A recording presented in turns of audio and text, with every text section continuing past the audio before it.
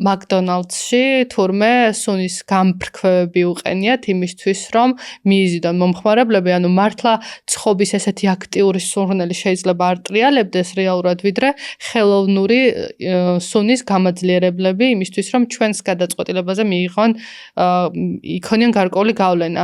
ნეირომეცნიერება, ნეირომარკეტინგი, საერთოდ მე გავიგე ესეც ბიბლუსის ჰოლდინგი, ბიბლუსი შედის ერთ-ერთ ჰოლდინგში, სადაც მე ასევე მუშაობდი ოდესღაც უფროს მედია კონსულტანტად, მაშინ სარეკლამო პროდუქტებს ვყიდდი და ტრენინგი ჩამიტარდა, სადაც ერთ-ერთი მიმართულება ნეირომარკეტინგი იყო და გაყიდვების მიმართულებით გვიხსნიდნენ როგორ მოქმედებს მართლა სხვადასხვა გადაწყვეტილებები და მაშინ გავიგე, რომ თურმე Carrefour-ში სპეციალურად საცხობი მაგიტომ არის განაპირა მხარეს, რომ ადამიანებმა ეს სურნელი იგრძნონ და შეიყვანონ. მაშინ გავიგე, რატომ არის fast food-ებში და მოლებში ხმამაღალი და რიტმული მუსიკა იმისთვის, რომ სწრაფად გატარონ, სწრაფად მიიღო გადაწყვეტილებები, სწრაფად ჭამო, მალე გამოხვიდე და მაშინ დავინტერესდი ზუსტად და აღმოვაჩინე, რომ არსებობს სპეციალური ხელსაწყო, რომლითაც ხდება კვლევა, თავზე უმაგრდება ადამიანს, ის ნეიროიმპულსებს იწერს, რაღაცა შკალასავით კეთდება, რაც საბოლოო ჯამში მე კვლევა რო იდება, გადაწყვეტილებების მისაღებად ფაქტობრივად ერთგვარ გზამკვლევს აკეთებს.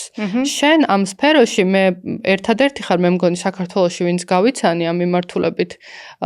რამდენი ხანია რაც ხარ და სად შეისწავლე?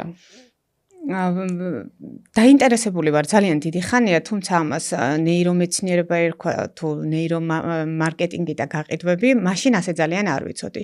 სულ პირველად ალბათ როცა წავიკითხე სხეულის ენა, ვიფიქრე, რომ აი ეს ის არის, რაც ჩემთვის არის ყველაზე საინტერესო. მე აქედან გადავედი მიკროემოციებზე, მის წაკითხვაზე, სხვათა შორის პროგრამა მქონდა ნაყიდი, რითაც თვალს ავარჯიშებდი, როგორ წაიკითხვა ადამიანს აი ეს მიკროემოციები, პატარ-პატარა ცოდნები, რომელიც დაგროვდა, თუმცა ბოლო წლებია აკადემიური კუთხით არა, ინდივიდუალურად მასწავლეს ნეირობიოლოგია და დღემდე მადლობა ამ ადამიანს, რომელიც არ იმყოფება საქართველოში, ამერიკაში მოღვაწეობს და თუ კი რამე შეიძლებოდა და დღეს ამ სფეროში ითქვა, ეცადა ყოველ შემთხვევაში, რომ მთელი ეს ცოდნა ჩემთვის გადმოეცა.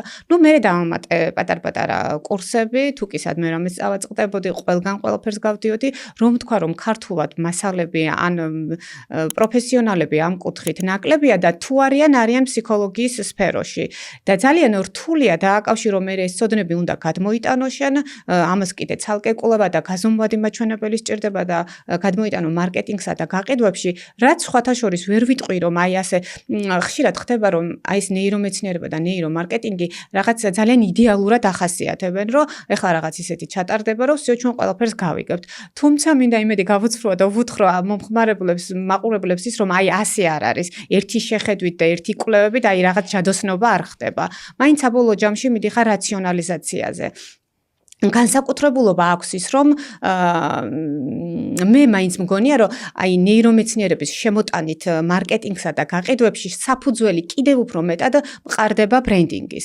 ანუ შენ მთავარია ხელი გაიცალო და გაყიდო კი არა, აი ამით გადიხარ იმ გზაზე, რომ მთავარია მიხვდე რა უნდა შენს მომხმარებელს და ღირებულება დაანახო და აი ეს ღირებულება სად იმალება, ბევრი კვლევა არ არის სხვათა შორის მარკეტინგში, იმიტომ რომ რაღაცა ეთიკურ რაღაცას მივდივარ და რო ვთქვა, რომ ბევრი კვლევა დაშვებული არის, არ ხდება ასე. არის იქ რაღაცა ზუსტად ფერების ფსიქოლოგია, მუსიკის, აი გემოს, ყნოსვის, თუმცა აი ასე ძალიან დაწვრილმანებული, რა თქმა უნდა, ჯერჯერობით არაფერი არ არის, რაც ჩვენი ინტუიცია არის გარკვეული, რომელიც კიდევ უფრო ძველი ჩვენი, შეიძლება ბავშვობის მოგონებებიდანაც კი მოდიოდეს რაღაც. არა მხოლოდ ბავშვობის, კიდევ უფრო იქეთ შეიძლება. კიდევ უფრო იქეთ, ხო, არაცნობიერი. ტვინისთვის ბევრი რამე გახდა ცნობილი ადამიანებისთვის, აი ვინც ამ სფეროშია იმ კუთხით, რომ ჩვენ შეგვიძლია მაგალითად ვიცით, რომ ლიმბური სისტემა პასუხს აგებს ემოციებზე, რაციონალურ გადაწყვეტილებაზე ვიცით, რომ ნეოკორტექსი და ახალი ტვინი, ეს რაღაცები ცნობილი არის, თუმცა მე ვამბობ, აი ძალიან დაწვრილმანებულად ეს ყოველ შემთხვევაში ისე როგორც სტერეოტიპულად გავრცელებული არის, რომ თუ ნეირომეცნიერება იცი, წკავდა ყველაფერი იცი, ასე არ არის. საბოლოო ჯამში მაინც მიდიხარ იქამდე, რომ ეძიო შენს მომხმარებელს რა სურს, რომელი ფსიქოტიპია, როგორი ცხოვრების სტილი აქვს, რაზე ოცნებობს.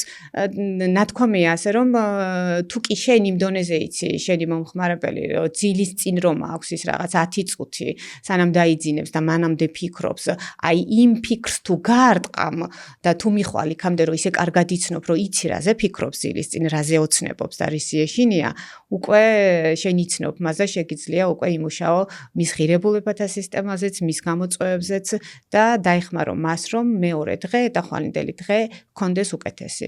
ეს შეიძლება იყოს შენი პროდუქტი ან მომსახურება. მოიწონე, გამოიწერე და შეუერთდი ინდუსტრიის პროფესიონალებს.